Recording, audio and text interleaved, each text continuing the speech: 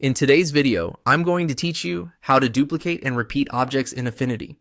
If you've ever needed multiple copies of the same shape, icon, or text in an Affinity app, there's a fast, reliable way to do it without breaking your flow.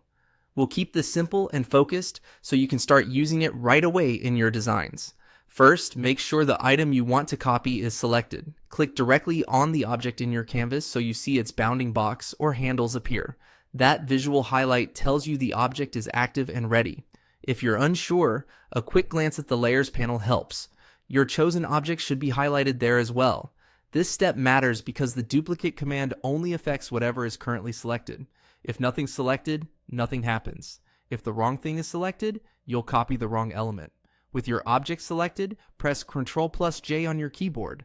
That's the duplicate command in Affinity. It instantly creates a new copy right on top of the original. Don't worry if you don't immediately see a change. Because the duplicate sits in the exact same position, it can look like nothing happened.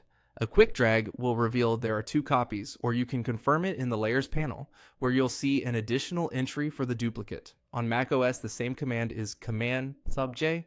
This shortcut is more than a time saver. It's also the key to repeating a transformation.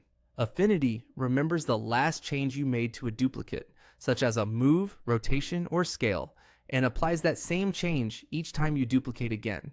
This is often called a power duplicate, and it's perfect for creating evenly spaced rows, radial patterns, or progressive sizes in just a few keystrokes. As long as your object is selected and you use the same duplicate command, Affinity takes care of the repetition for you. A few practical tips to keep things tidy as you work. Snapping can help align your duplicates precisely to guides or other objects, and the Layers panel is your best friend for staying organized. Rename key elements so large sets of copies don't get confusing.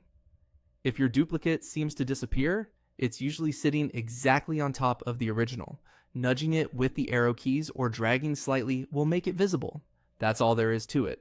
Click the object to select it, press Ctrl+J to duplicate, and enjoy the built-in repeat behavior to build out patterns and layouts quickly.